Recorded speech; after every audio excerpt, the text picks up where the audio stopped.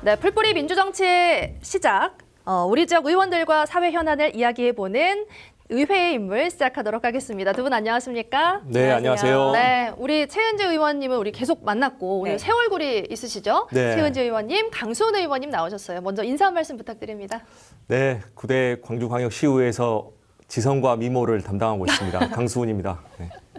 환영합니다. 우리 최 의원님도 인사 한 말씀 해주시죠. 네, 안녕하세요. 저는 계속 찾아뵀었습니다. 저는 지성과 미모 그리고 입담까지 겸비한 최은지 의원입니다. 반갑습니다.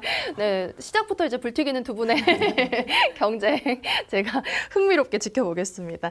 자, 빠르게 먼저 첫 번째 이야기부터 나눠볼게요. 어제 이제 한덕수 대통령 권한대행이 광주를 방문했습니다. 기아차 광주 공장을 찾았는데 경제 행보를 이렇게 보이고 있어요. 두 분은 먼저 이 광주를 찾은 한덕수 대행의 모습 어떻게 보셨어요? 한덕수 대행이 지금 이제 뭐 대선 출마를 시사한 건 아니지만 이렇게 광주를 찾아서 민생을 갑자기 돌보고 있어요. 그것만으로도 사실 우리 광주 시민 여러분들 그리고 국민 여러분들께서도 전부 다 알고 계시리라고 또 생각을 하고요.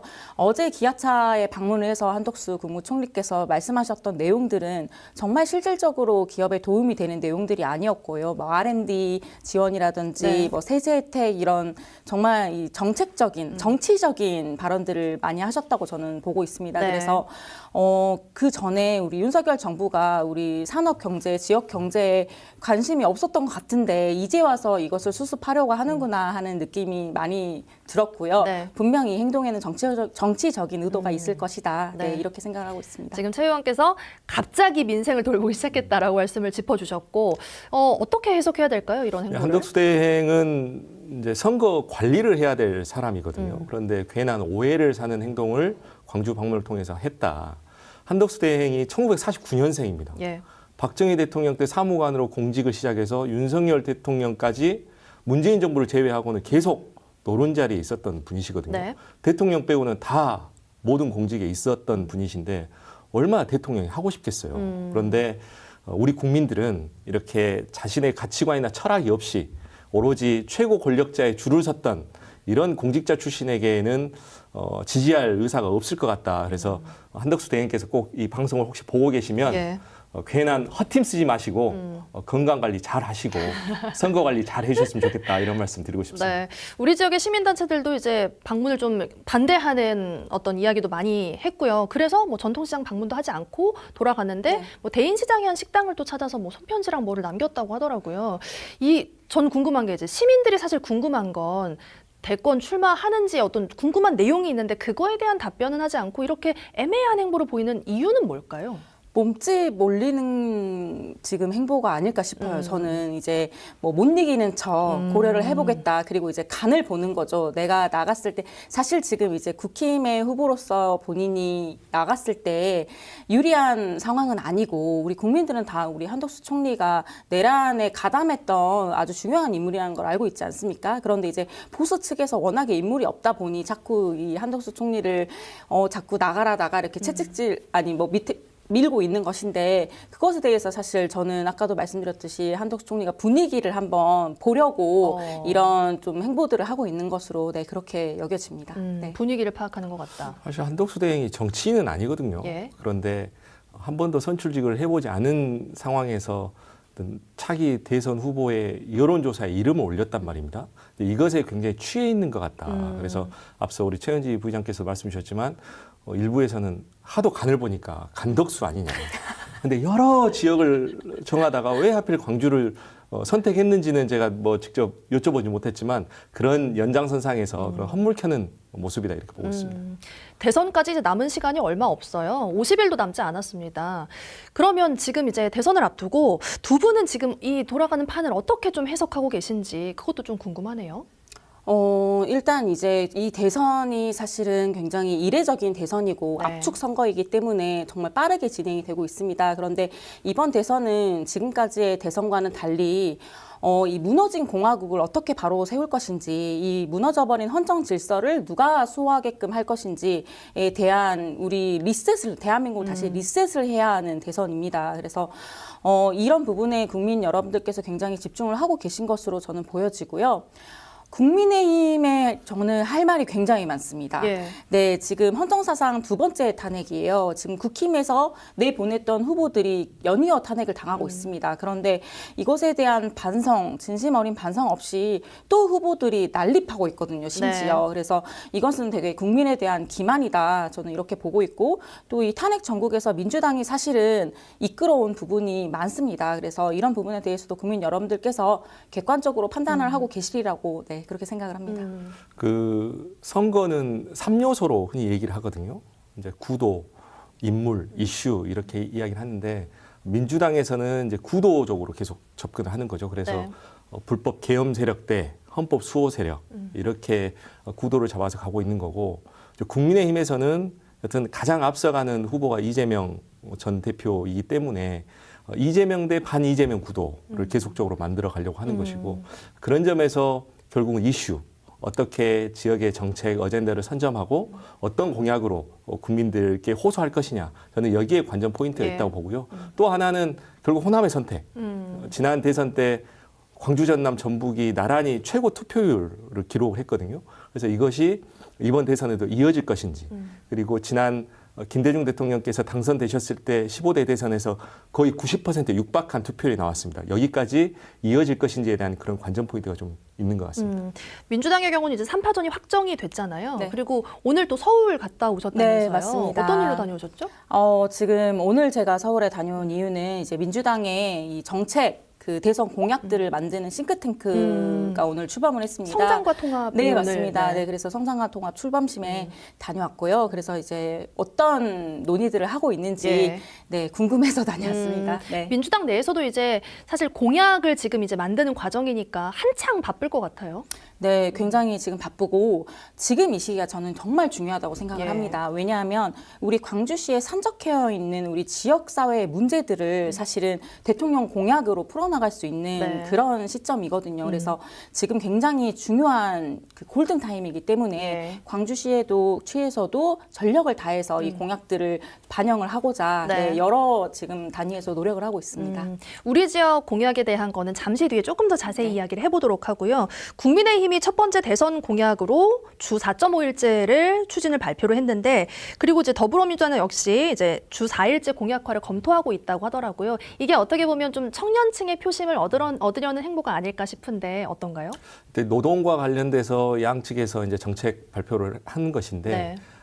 관점이 전혀 다릅니다. 예를 들면 국민의힘은 엄밀히 말하면 금요일 오후 휴무제 네. 같은 개념입니다. 그래서 월요일부터 목요일까지 1시간씩 더 일을 하고, 금요일 날은 4시간만 일을 하고 오후에는 휴가를 쓰는 네. 이런 식의 구조. 그래서 급여도 같고 근로시간도 같고 삼성과 같은 대기업에서 패밀리데이 같은 이제 이런 느낌의 공약을 발표를 한 것이고요. 예.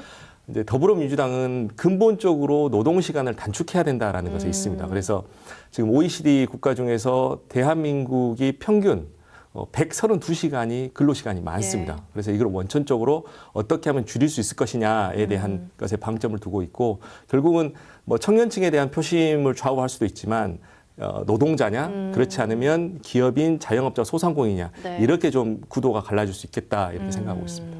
네, 맞습니다. 네, 이 공약을 방금 우리 강수영 의원님께서 정확하게 설명을 해주셨는데 사실 그 말 장난이에요. 예. 4.5일제라는 것은 전혀 근로시간이 줄어들지 않거든요. 그래서 근로시간의 유연화를 지금 네. 국민의힘이 얘기하고 있는 공약인데 그것은 지금도 현재 사용하고 있는 기업이 이미 많습니다. 네. 새로운 제도가 아니고요. 그래서 그 민주당이 얘기하고 있는 주 4일제 같은 경우에 노동시간 단축을 기반으로 하고 있기 때문에 저는 이 공약에 대한 이슈는 정말 청년들의 삶을 누가 더 이 신경을 쓰고 있는 것인지, 진짜 청년들이 원하는 그 워라밸이라고 우리가 하잖아요. 워크와 이 라이프의 이 밸런스를 맞추는 그 관점을 어떤 당에서 더 지켜보고 있는 것인지 그것을 좀 판단하는 것이 좋을 것 같습니다. 알겠습니다. 네. 앞서 이제 강 의원께서 김대중 전 대통령 때 이제 투표율에 대한 이야기를 잠깐 언급을 해주셨는데 네. 사실 많은 분들이 우리 지역에서는 그 생각을 많이 하실 거예요. 그 이후에 우리 호남 출신의 대선 후보는 왜 나오지 않는 것인가? 우리 지역에 왜 이렇게 인물이 나오지 않는 것인가에 대한 좀 답답함이 있으실 것 같거든요. 왜 그런 걸까요? 일단은 뭐 저 아니면 최은지 의원께서 나중에 나가지 않을까. 사실 호남 출신 대선 후보급 인물이 없는 건 아닙니다. 뭐 정세균, 이낙연 총리도 계셨고 지난번에 나오셨던 박용진 의원도 계시고요. 또 김용록 전남지사도 출마를 생각하셨다가 네, 뭐 거두셨지만 이번에 안 하셨죠? 이번에 뭐 네. 국민의힘에서는 양양자 의원께서 출마한다는 거 아닙니까? 그런데 출마는 누구나 하지만 국민들로부터 이제 선택을 받지 못한 문제이고요. 결국은 어느 출신이라고 해서 지역민들이 선택하기보다는 어떤 가치를 갖고 정치를 했냐. 그래서 뭐 DJ께서는 이 지역 출신이긴 하지만 뭐 부패 없는 공정한 세상을 꿈꿨던 뭐 노무현 대통령을 만든 곳이 광주이기도 하고 또 사람이 먼저다라고 이야기하셨던 문재인 대통령을 만든 곳이 또 광주이기도 하거든요. 예. 그런 점에서 이 지역의 정치인들이 어떻게 하면 자기 성과를 토대로 대한민국 국민들을 대상으로 자기를 브랜딩하고 마케팅할 것이냐 네. 이것이 좀 중요하다고 보고 있습니다. 물론 출신이 뭐 중요한 건 아니지만 사실 지역민들의 입장에서는 그 정치인을 통해서 어떤 목소리를 전달을 하고 지역 사회가 어떻게 바뀌는지가 제일 중요한 거잖아요. 그렇다면 지역의 정치권 안에서 왜 그만큼의 목소리를 내는 사람이 나오지 않는가에 대한 고민이 있으실 것 같아요. 네, 저는 이제 우리 강수은 의원님께서 정말 좀 아름답게 말씀을 해주신 것 같고요. 저는 약간 좀 다른 관점에서는 제가 정치를 해보니까요. 그 지역의 정치인들이 이 중앙 정치로 가서 뭔가 활용을 할 수 있는 이 폭이 좀 한정적이에요. 그래서 그것이 조금 어렵다는 생각을 또 많이 하고 또 하나는 더 말씀드릴 수 있는 거는 우리 광주 시민들께서 굉장히 정치적으로 민감하시거든요. 예. 정말 우리가 뭐 정치 1번지라고 얘기를 하잖아요, 광주를. 그래서 가차 없으세요. 그래서 이 우리 광주시의 이 정치인들, 호남의 인물이 커 나가는 거를 기다려 주시지 않으시고 조금만 부족하면은 사실은 저는 교체를 하는 예. 그런 흐름들이 요즘에는 많다고 생각을 합니다. 그래서 저는 이 분위기 자체가 우리 호남의 인물들을 우리가 한번 키워보자. 그래서 저랑 강수은 의원님도 좀 잘 키워주셨으면 좋겠고, 네. 시민 여러분 저를 네. 한번 지켜봐 주시기 바랍니다. 그래서 우리 같이 네. 한번 키워보고 같이 책임을 지자라는 네. 분위기로 바뀐다면 우리 호남에서도 정말 훌륭한 정치인들이 많이 성장을 하고 네. 또 이렇게 중앙 정치도 진출을 하고 또 그만큼 대선 후보가 되는 정치인들의 어쨌든 후보군도 늘어날 수 있지 않을까 하는 그런 부탁을 드리겠습니다. 아무래도 네. 의원으로 지금 일하면서의 어떤 네. 고충이 있으실 테니까요. 하지만 또 지역민의 입장에서는 더 뭐랄까 더 뾰족한 어떤 모습을 보여줬으면 하는 바람이 있으셔서 네, 그럴 것 같다는 당연히, 생각이 네, 이해는 듭니다. 됩니다. 네. 자, 우리 지역 이야기로 넘어오겠습니다. 자, 지역 현안 사업을 대선 공약에 반영시키려고 여의도 집무실이라는 걸 지금 운영을 네, 하잖아요. 어떤 내용들이 지금 논의되고 있죠? 제가 오늘 그 오전에 국회에 갔을 때도 우리 광주광역시장님이신 강기정 시장님을 뵙고 왔습니다. 네. 강기정 시장님께서 정말 저는 이제 여의도 집무실이라는 게 그냥 언론에 나오는 이야기인가 보다라고 했는데 생각을 하고 갔는데요. 수요일마다 그 여의도 집무실에서 업무를 보시겠다고 하시더라고요. 매주 그래서 가시는 건가요? 네, 예. 매주 이제 수요일마다. 그래서 지금 우리 광주시의 그 대선 공약들을 반영하기 위한 여러 가지 이제 활동들을 하고 계시고 또 저희가 추경을 앞두고 있습니다. 네. 그래서 이 추경에 대해서 이제 의원들을 만나서 직접 설득하고 하는 역할을 시장님께서 직접 하고 계시더라고요. 그래서 한편으로는 사실 놀라기도 했습니다. 광주시의 지금 주요 대선 공약은 사실 그 AI 관련된 공약이 중점적인 거고요. 그리고 이제 문화도시 광주에 대한 공약, 그래서 우리 뭐 현대미술관 유치라든지 그리고 지금 아시아 문화 중심 도시를 다시 재개편하겠다 이런 공약들이 있고요. 또 마지막으로는 이제 5.18 정신의 헌법 전문 수록, 네, 그런 우리 광주의 이 5.18 정신을 앞으로 이제 지속되도록 하겠다라는 네. 공약까지 네, 마련이 되어 있습니다. 네. 아무래도 뜨거운 화두가 AI, 인공지능 중심 도시로 어떻게 지금 나아가느냐에 대한 부분이다 보니까 그 부분에 대한 질문을 강 의원께 드리겠습니다. 광주가 가능성이 있을까요? 어떻습니까? 저는 이제 이걸 보면 그 노무현 대통령 선거 시절에 광주가 문화 수도 이런 이야기가 있습니다. 네. 근데 처음엔 문화 수도로 광주로 시작을 했다가 점점 아시아 문화 중심 도시로 줄었다가 이제 지금은 사실상 국립 아시아 문화 전당 하나 보유하고 있는 도시로 광주 시민들이 느끼기에는 문화 수도인가 이런 체감이 잘 없다라는 거죠.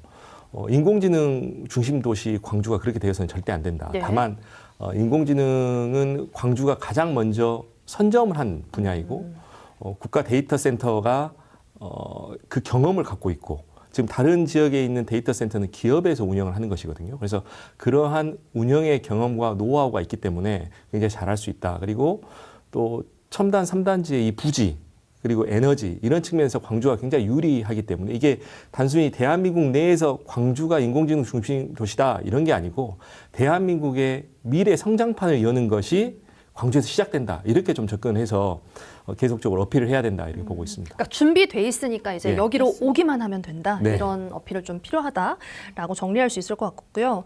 또 트럼프발 관세 전쟁 때문에 수출을 열심히 하던 기업들이 굉장히 지금 어렵습니다. 우리 지역 같은 경우도 뭐 기아차 같은 경우도 그런 경우에 해당하는 거잖아요. 맞아요. 그렇다면 사실 이 부분도 지금 급하게 좀 해결이 필요한 부분일 텐데 여기에 대해서는 어떻게 좀 움직이고 계신가요? 이게 비단 이제 광주만의 문제가 아니고 지금 전 세계적으로 네. 문제가 되고 있습니다. 트럼프 대통령께서 오늘은 또 중국에 245% 관세를 부여하겠다라고 또 발표를 하셨더라고요. 그래서 이게 이제 전 세계적인 문제이고 이것이 우리 광주시만의 문제가 아니기 때문에 저는 이번 대선 전국에서도 이런 부분들을 잘 다뤄낼 수 있는 이 부분들을 잘 처리할 수 있는 후보가 대통령이 그래서 돼야 한다. 왜냐하면 지금 수출이라든지 이런 부분들이 굉장히 중요하기 때문에요. 그래서 우리 국민 여러분들께서 조금 냉정하게 판단을 하셔야 된다. 이 말씀을 드리고 싶습니다. 광주가 이제 네. 전형적인 수출 제조업 도시예요. 말씀 주셨다시피 작년에 광주에서 자동차 생산된 게 56만 6천 대입니다. 네. 만약에 이게 관세가 붙게 되면 이 수출 비용이 급증을 하게 되고 네. 해외 시장의 접근 의존도가 급감을 하게 됩니다. 그래서 굉장히 지금 심각한 수준이어서 저는 이 관세의 문제는 우리 광주라고 하는 도시만의 문제는 아니긴 하지만 광주시 차원에서 좀 적극적으로 이 관세와 관련된 정보를 지역 기업들에게 신속하고 정확하게 전달해주는 이런 시스템이 필요하고 최근에 관련된 뭐 TF팀, 뭐 추진단 이게 이제 만들어져서 운영이 되고 있는 것으로 알고 있습니다. 또 우리 지역에서는 이제 창업하는 분들에 대한 지원도 이루어지고 있고 또 그런 기관들도 꽤 있잖아요. 그러면 청년들 입장에서는 창업에 대한 부분도 광주시에서 뭔가 지원 방안이 또 논의되는 게 있을까 궁금하실 것 같거든요. 이제 광주는 창업률도 높고요. 소상공인 비율도 굉장히 대도시 중에서 높고요. 네. 폐업률도 높습니다. 근데 이제 이게 관련된 지원 사업 예산이 없냐? 그렇지 않습니다. 근데 이걸 어떻게 적재적소에 잘 쓰느냐가 중요한 건데 제가 이번 회기 때 창업 지원 기본 조례안을 발의를 해서 통과가 됐는데 네.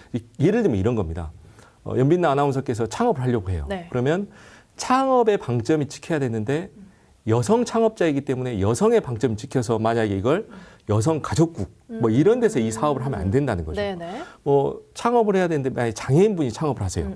그런데 이걸 장애인의 방점이 찍혀서 복지건강부에서 다루면 안 된다는 겁니다. 네. 그래서 이 창업이라고 하는 것을 어떻게 예비 창업자들이 접근해서 창업 성공률을 높일 것인지 하는 원스톱 시스템이 필요하다. 그래서 이제 그러한 한정된 네. 예산과 재원을 어떻게 적절하게 분배할 것인지에 대한 고민 이것이 이제 시가 해야 될 역할이다 이거 보고 우리 있습니다. 강수은 의원님이 청년 창업가 출신입니다. 그렇죠. 네, 알죠, 그래서 알죠. 네, 예. 이 창업 문제 정책에 굉장히 관심이 많으십니다. 네. 네. 그러니까 한 번에 뭔가 이렇게 할 수 있는 컨트롤 타워라고 해야 될까요? 그런 게 그렇죠. 필요하단 말씀이신 거죠? 그렇게 해서 이제 창업하고 또 그 창업 성공 유니콘까지 가는 계속적으로 지원 그리고 네. 또 혹시 잘못되더라도 네. 폐업을 하게 되면 다시 재창업을 어떻게 이루어질지에 대한 뭐 창업 전 주기적으로 네. 지원 방법이 필요하다 이렇게 볼 수 있을 것입니다. 만약에 이제 듣는 분들 중에 우리 시청자분들 중에 난 창업 안 할 건데 창업이 도시 경쟁력에 왜 중요하지? 이렇게 의문을 갖는다면 뭐라고 말씀해 주시겠어요?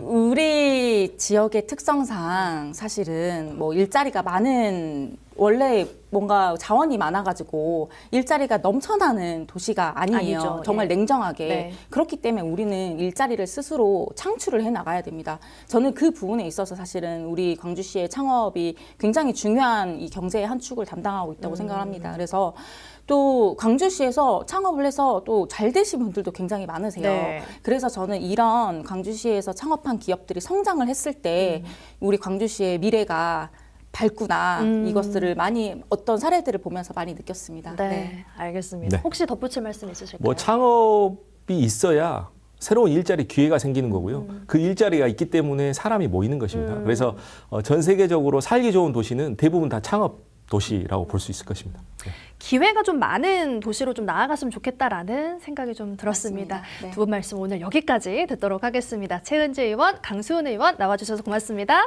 네, 감사합니다.